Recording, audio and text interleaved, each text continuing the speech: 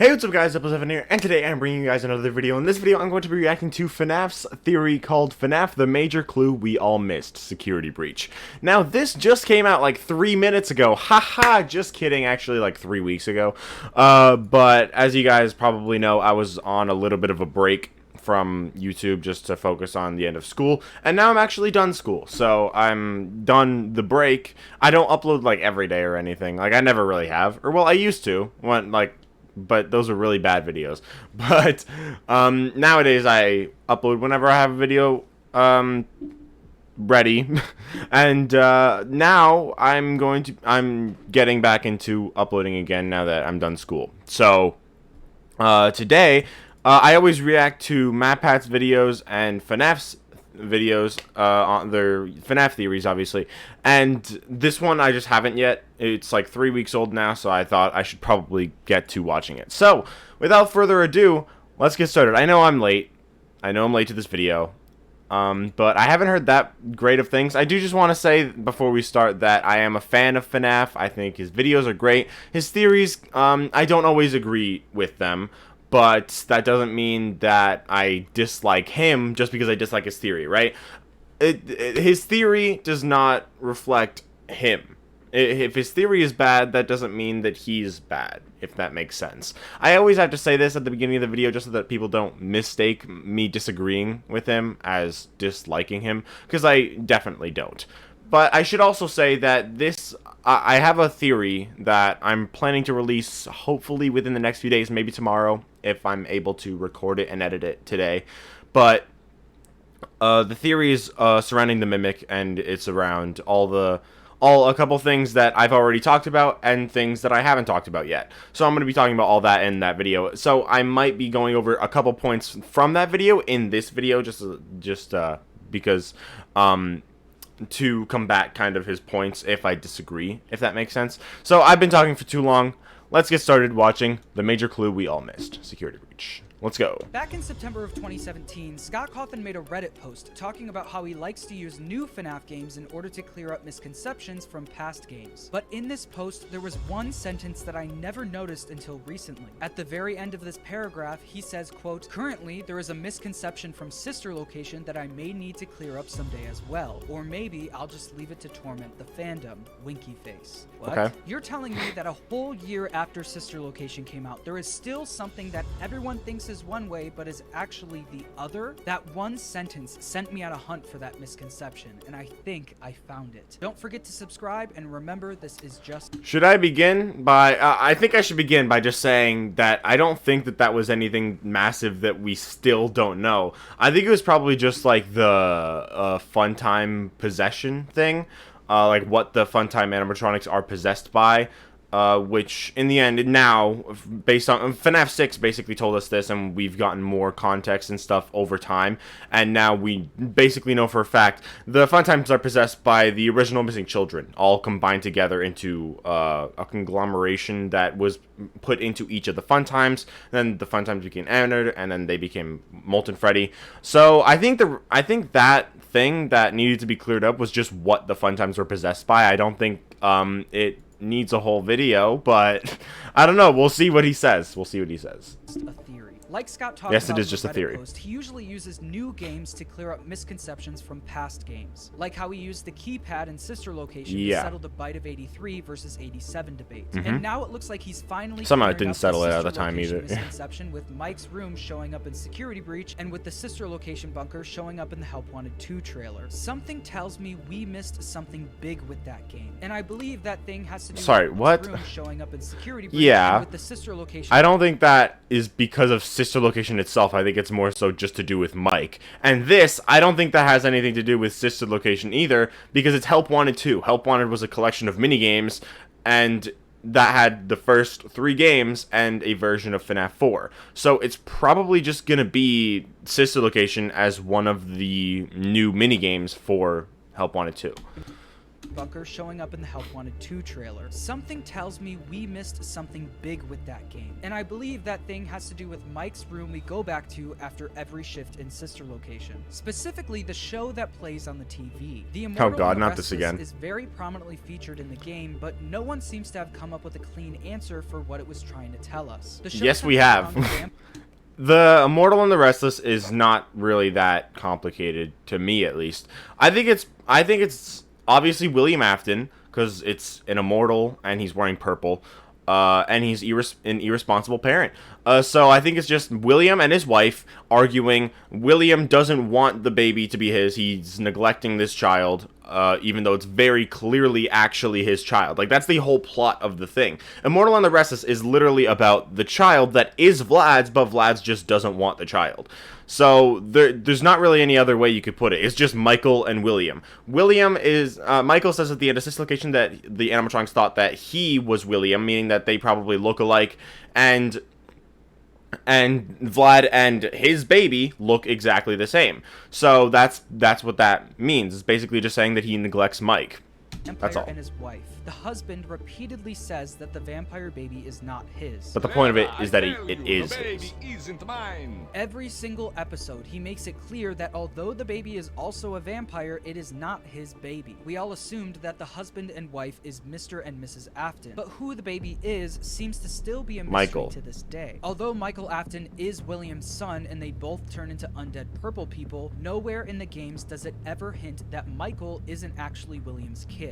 But the point is that it is his kid. Recently pointed out to me that the house we see in the Immortal and the Restless is a Queen Anne style house. The same style house that Edwin bought for his wife in the story The Mimic in the newest Tales from the Pizzaplex book. A very odd connection between the show and The Mimic. In my last theory, I explained that I think The Mimic is a parallel to Henry's story, and the physical mimic that Edwin builds is a parallel to Baby. In my I Solved Security Breach series back in November, I explained that I think Henry rebuilt Charlie, then Afton stole the bot and made it his own. So to rephrase, my theory was that the baby isn't his. Wait. The baby isn't mine. If this sounds familiar, I've actually made this connection before. 8 months ago, I said that I think the Immortal and the Restless is about how the Charlie bot isn't William's, it's Henry's. An idea that Scott introduced in the Silver Eyes trilogy that started releasing before Sister Location even came out. But even back then, I never really made the connection that the baby isn't mine could literally mean baby isn't his. The only thing that doesn't fit cleanly is the fact that the baby is referred to as his son, not his daughter. Although you could argue that Charlie's death minigame in FNAF 2 was called Save Him, and the puppet is constantly referred to as a he, so pronouns have always been flipped around for Charlie, I think the show was meant to be about the general idea that Baby did not originally belong to William. To see if I could find supporting evidence for this theory, I decided to look back at Sister Location. And while looking through the extras menu, so I feel like his whole basis for all of this already is kind of not that great, because the Immortal and the Restless, like I just said a few times, it's not that they're both just randomly vampires, because Clara literally says that Vlad is the only vampire that she was ever with, and the baby looks just like Vlad. The whole point is not that, oh yeah, they look similar or they're connected, but they're not, but it's not actually his son. No, the point is that he just doesn't want the kid, and it is his kid. So, and his whole theory is that Afton stole this Charlie bot, right? But the whole thing is that he doesn't want this kid, but in this case it would be that William is stealing the kid, meaning he does want the kid, which doesn't match. Okay? That's the kind of issue with that whole theory. It's like I feel like this is his whole basis for the entire theory, when it's pretty easy to explain away immediately. I was reminded that Scott added the making of some of the animatronics. Looking through Foxy and Freddy, it seems that Scott was showing off what he had in mind initially for the designs and colors of the characters. Foxy had more of a light pink coloring, and Freddy did too, along with not having Bonbon or a speaker on his chest. And I knew these weren't just placeholder colors because he fully rendered and posed them with lighting and everything before showing their final versions. This is how he imagined these characters looking initially before changing them for the final game. But I only showed you Foxy and Freddy. What did Scott initially have in mind for Baby? Well, when I scrolled through the images, I found this. Baby was originally gonna be a brunette. You know who else is a brunette? Charlie. Something that Scott already established at the time in the Silver Eyes novel. Scott did not need to include this in the extras menu, but I think he did to try and nudge us in the right direction. Fast forward to today, Or he just and we have changed the design over about the time. Mimic. That's almost scarily. I mean, if he changed the design of the other ones, I don't think it's that mind-boggling to just assume that was originally what Baby was going to look like just because. Like, it's not like Freddy and Foxy having different color schemes and not having Bonbon means something for the lore, right? It's just how it was originally supposed to go. And with Baby, that's kind of just the same thing. She was just originally supposed to have brown hair. That doesn't have to connect to Charlie. Accurate to my theory that I had back in November in my I Solved Security Breach series. Like I said before, my theory was that Henry rebuilt Charlie, Afton stole it, and now it's an evil version of Charlie. But the way I connected this Charlie bot to Security Breach was through Mike's room. I said that the entrance of the room looks like one of the closet doors from the Silver Eyes trilogy. The Charlie bots were represented agree with by that. the closet doors in those books. I also said that the wall code could connect to the Charlie bot as well. And I still don't agree believe with to be that. the case. To me, the wall code sounds like someone is being sent on a mission by someone who has built the breath. Since it reads break and mend, I built the breath, and your life, your aim will save those with soul. They are telling someone to go do something, and I believe this could be William's message to Michael before sister location. I think that's more so to do with Edwin building the Mimic and then him instructing someone like to stop the Mimic, and that ends up being Gregory. This would be the message that Michael references in his speech to his dad. I found it. It was right where you said it would be. They were all there. I put her back together, just like you asked me to. When you look at the wall code with that perspective, it kind of makes sense. William successfully built the breath. He figured out how to use remnants, but the things he brought to life in his experiments are now drawn to it. They need Michael's body so they can escape. If we looked like you, then we would have somewhere to go. Crawl, run, flash, shoot, crush the vile band sounds like exactly what we do in Security Breach, but if you think about it, it could also connect to what we do in Sister Location. Crawl, run, flash, shoot, crush the vile band. That's not shooting. That's William warning Michael about the fun times. But he tells him to stay focused because his life and his aim will save those with soul. Michael is going to save his sister, whose soul resides in Baby. In my previous theory video, I talked about Shocking is not shooting, and they specifically say your aim, which connects to the shooting. So even if you said the shocking was shooting, you're not aiming anywhere. You're just hitting buttons on either side, you know? And as has been talked about in the past by MatPat and will be talked about by me in my future, my upcoming Mimic theory, the theory, like Edwin in the Storyteller writes code that is just like the wall code. So that being written by William does not really make sense. It more so makes sense to be made by Edwin about the Mimic, and then him like instructing someone on how to destroy the Mimic, how to stop the Mimic, how to fix everything, and then that ends up being Gregory. Because crushing the vile band is what we do to all the animatronics in Security Breach, and even though, like, I don't really know how that connects to Sister Location because we don't do any of the crushing. But even though, while the animatronics do get crushed there, Michael doesn't actually do that. It's not Michael that's doing the crushing. Meanwhile, we get that crush the vile band thing in Security Breach itself, and then Gregory in Security Breach itself crushes the vile band. So it does not really make sense to be about Sister Location when we literally see something like what the wall code says happening in the game that the wall code is in. about in the story The Storyteller, it's revealed that a giant white tiger head is controlling the whole Pizzaplex and is responsible for the animatronics acting strange, and that the tiger head is running the same program that Edwin created called Mimic 1. Back in November, I pointed out all of the symbolism relating to Nightmare Own throughout the Pizzaplex. The hidden plushies, the staff bots, but most notably the wires in the arcade that look just like the puppet's arms. And now I've actually made a new discovery. In the part of the game where we're running from Vanny, we pass by this giant giant server room. I never really thought anything of it until now. In this server room, there are once again giant wires with the same black and white stripes like I did we notice see that, in the yeah. arcade, and they are everywhere and connected to everything. Not to mention, this room is full of Nightmare-owned staff bots. Security Breach is about environmental storytelling, and Steelwolf Studios was very clearly trying to tell us something here. I started writing this video. He's about to before die. Game Theory came out, but it looks like MatPat agrees that a Charlie virus is in play here. Where did this Charlie No. virus come from? Well, if Baby really is in No, I think what makes more sense is that, well, I've talked many times about Tales from the Pizzaplex being in the game's timeline. I'll talk about it again in my Mimic Theory. I've talked about it in my other Mimic Theory. I've talked about it in my MatPat reaction video. Probably one of my reactions to his I think my other reaction to his video I talked about it. So I'm not going to go over it again.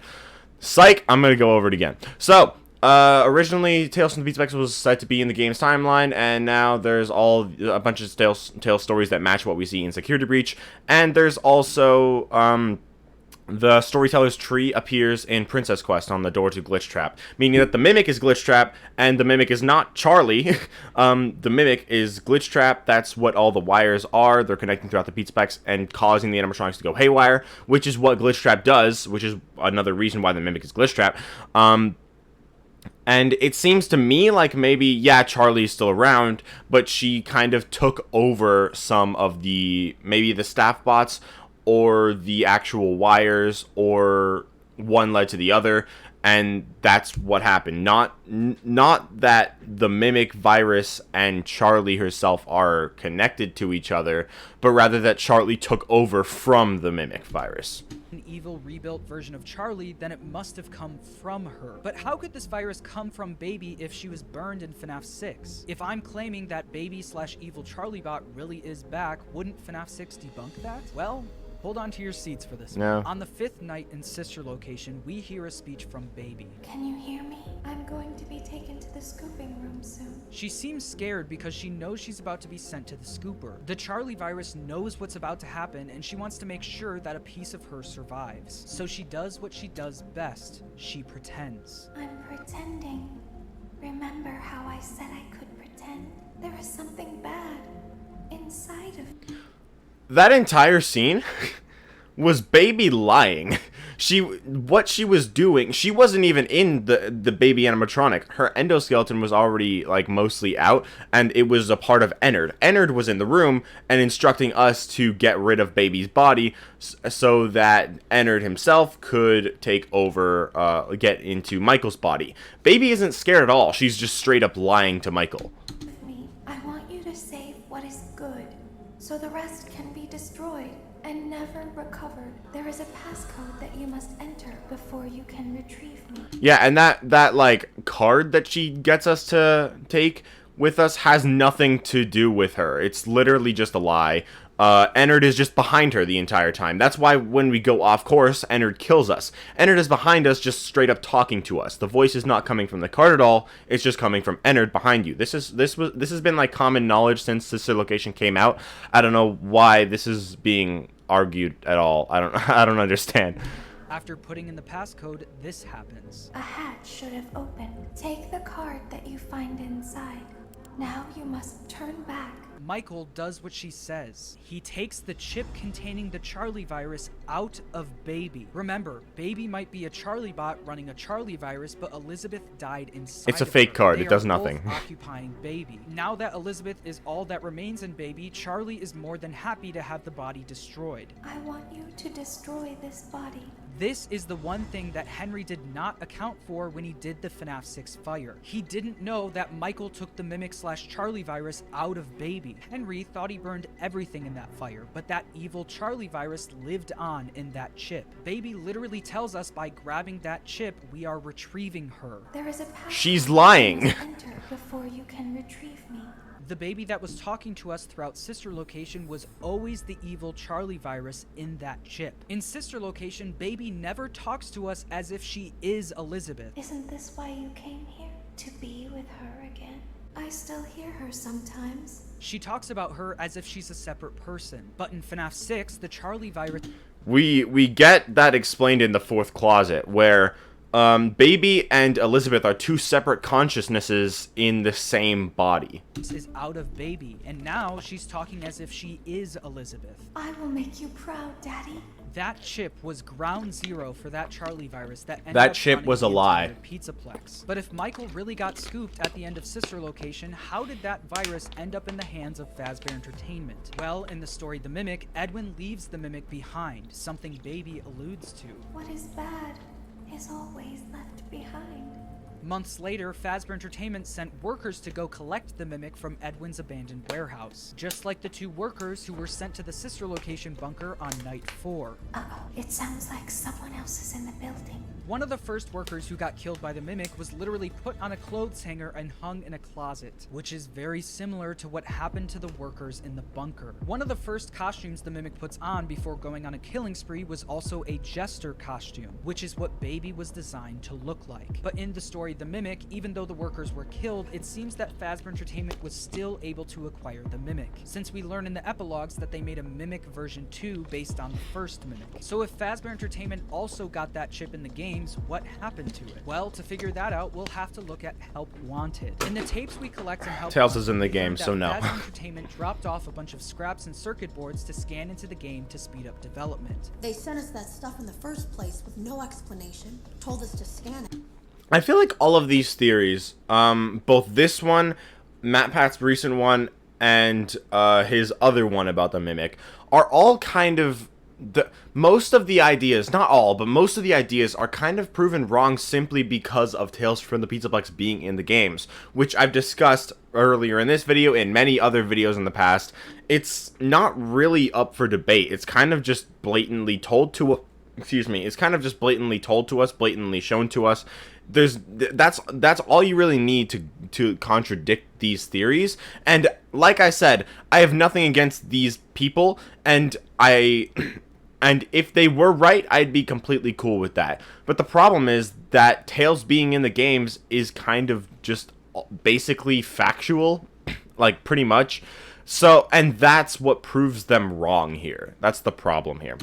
It was just junk, circuit boards and things like that. I believe that one of the things they scanned into that game was that chip. If you haven't noticed yet, the chip also has two lights on it that shine one specific color, green. The same color that Glitchtrap is in Help Wanted, and that is closely related to Charlie. So they scan the Charlie virus into the VR game, and she shows up as a rabbit? At this point, I felt like I was onto something, but I immediately hit a wall. Why would the Charlie virus take the form of a rabbit that tilts its head and waves? Yes, the rabbit is green, which would make sense, but why a rabbit? Well, if the Mimic really is... Baby also has green eyes, so parallel, what does that's the why the Mimic chip is virus green, present probably. itself as in the books? A white tiger. The same white tiger that it used to carry around in plushie form. But did I didn't hear what he make said. sense, but why a rabbit? Well, if the Mimic really is our Baby/Charlie bot parallel, what does It's the not. Mimic virus present itself as in the books? A white tiger. The same white tiger that it used to carry around in plushie form. But did Charlie ever carry around a plushie? Not in the games, but she did in the books. Its name was Theodore, and it was a rabbit that could, quote, wave his hand, tilt his head, and play a recording of Henry saying, "I love you, Charlie." Once again, Charlie carried around a rabbit that could tilt its head and wave, which is exactly what we see Glitchtrap doing. So Glitchtrap isn't Spring Bonnie. Isn't he literally called Spring Bonnie Man in the files of the game? And also, in that case, why would he be luring the children? Glitchtrap being Charlie, like, or even just a Charlie virus, it doesn't match her at all, it's just mimicking William. The Glitchtrap virus is the Mimic virus, which I talked about a little bit earlier, how like the Mimic is what caused all the Glamrock animatronics to go haywire, and that's what we know the Glitchtrap virus did, meaning that the Glitchtrap virus and the Mimic virus are the same thing. And I talked about this in a short recently too, how Freddy in Space kind of pushes that idea too. So the problem is just that the Mimic and the Mimic, which is Glitchtrap, is just... it's mimicking Afton. That's kind of all that it is. And the Mimic... the Glitchtrap having nothing to do with William, like not being him, and not being anything mimicking him, just doesn't make any sense. Why would it be... a Charlie virus. That doesn't make sense. In Help Wanted. Something a ton of people in the community have pointed out about Glitchtrap is that he literally has tears streaming down his face and spit on his lip. This connects directly to what happened in the Mimic, with Edwin crying and spitting on the Mimic as he beat it up after his son's death. Yeah, the Mimic kind of the Mimic literally just copies like multiple things at once. It copies Edwin's aggressiveness, and it copies what's his name? David. It copies David's like movements and stuff like that, but it also learns on its own as well later on in the story. So it can copy more than one thing at once. So it is copying David still while it's Glitchtrap, but it's also copying Edwin, and it's also copying Afton. So do I think that this is the exact bunny that Charlie carried around in the game's timeline? I don't think so. But I will say that I don't think it's a coincidence that at the end of Help Wanted, what Glitchtrap turns into is a little green rabbit plushie. And I also don't think it's a coincidence that in order to hear the secret audio of Vanessa talking to Glitchtrap, you need to be wearing the Vanny mask and holding that plushie in your hand. Just like because how the she's Mimic talking likes to her wearing master. costumes and holding the white tiger plush. But I still think some form of Afton is in play here, since we hear Glitchtrap say, "I always come back, let me out" in Princess Quest. And I actually stand by what I've been saying in my past theories. I still believe that the Mimic virus was scanned into that game and got the spark notes of Afton's greatest hits through the minigames. The Mimic virus then did what it does best and started mimicking him. But with the information... But Afton himself doesn't come into play with the minigames themselves at all. And he, at the end, he basically, the Mimic, or Glitchtrap, recreates Afton killing kids. And we don't see any of that in the minigames. That happens in real life, in the universe, obviously. The Mimic would have seen the missing children incident in order to do that. Not just mimicking something that it's never seen from within a game, which doesn't show what it's mimicking at all. You know what I mean? Like, if he's mimicking Afton, and Afton isn't... What it's mimicking about Afton is not shown in the minigames at all, then that doesn't make any sense. Because he wouldn't have known anything about William Afton in that case. Because Afton is not at play within Help Wanted, besides through Glitchtrap himself.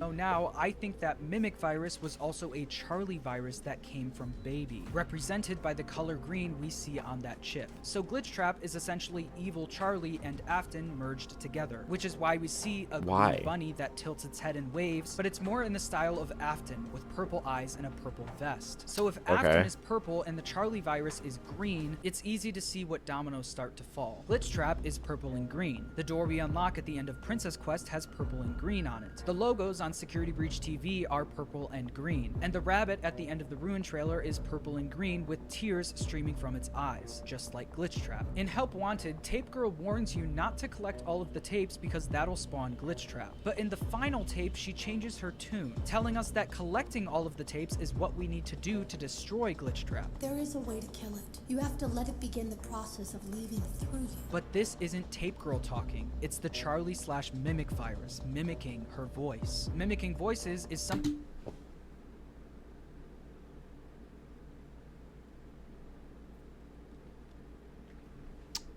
No, it's not. It's not mimicking her voice. It's possessing her. Because that's what Glitchtrap does.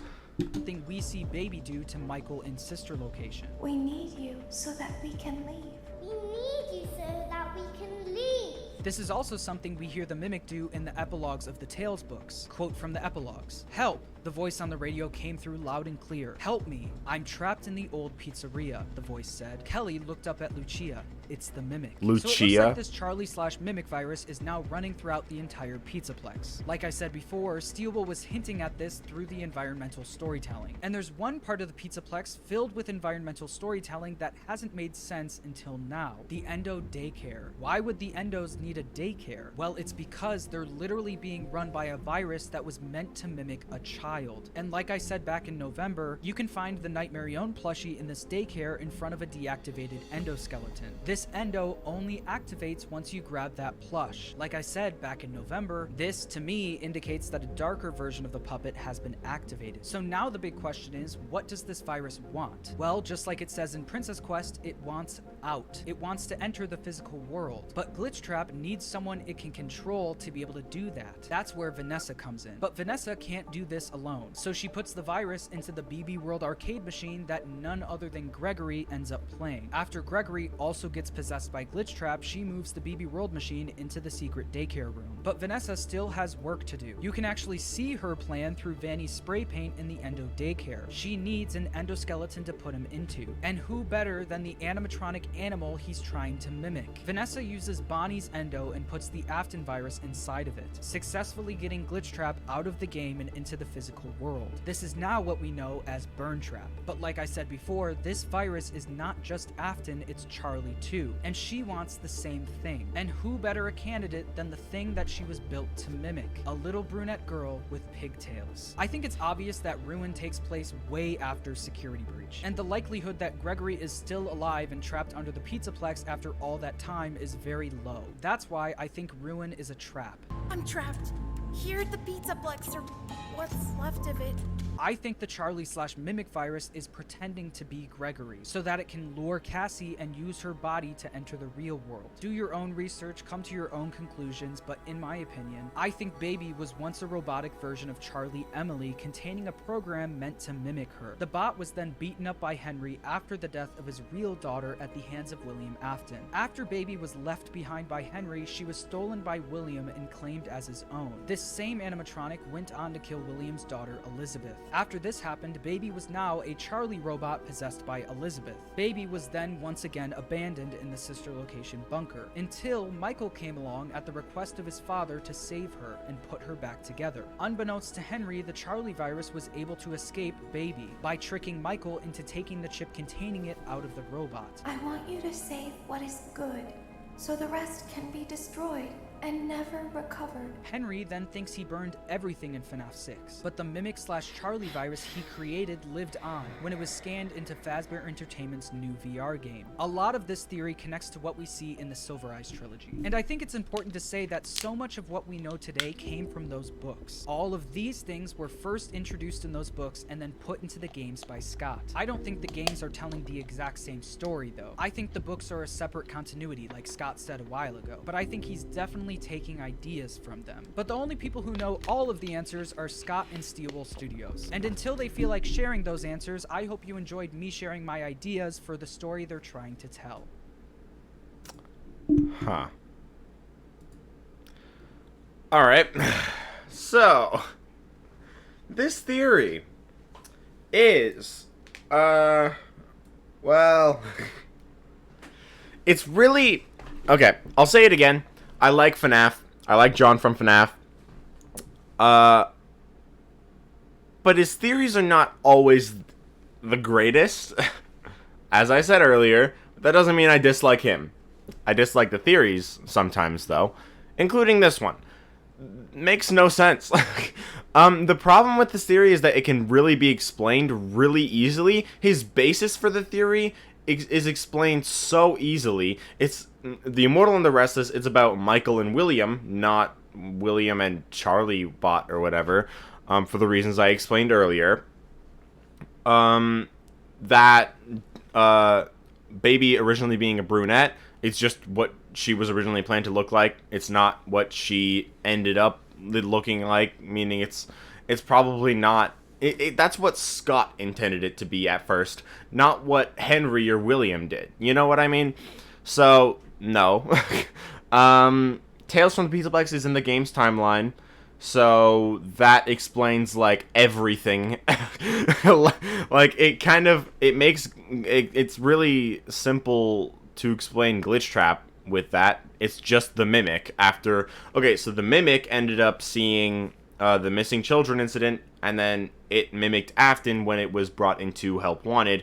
And then, yeah, that's pretty much it. There's not really much else to it. The Mimic endoskeleton is what became Burntrap, not Bonnie, because we see it in Tales from the Pizzaplex, and Tales from the Pizzaplex is canon to the games. So Bonnie is just somewhere else. So I feel like this theory is just, like, really easy to, like, I don't want to say debunk, because, like, obviously, can some parts still be kind of viable? Sure. But most of the theory, if not all of it, just doesn't really make sense because of other things that he's just kind of missing or skipping over. or just not believing when they're kind of being thrown in our faces. So I hope you all enjoyed this video, and if you did, make sure to leave a like and subscribe if you want to. If you made it to this point, then you probably either you wanted to see what else I would say and you support John, or you just agree with everything that I'm saying. Because if you agreed with him, then you probably would have clicked off a long time ago, and if not, then hi if you're still here. But I'll see you all in the next video. Yeah, so bye guys.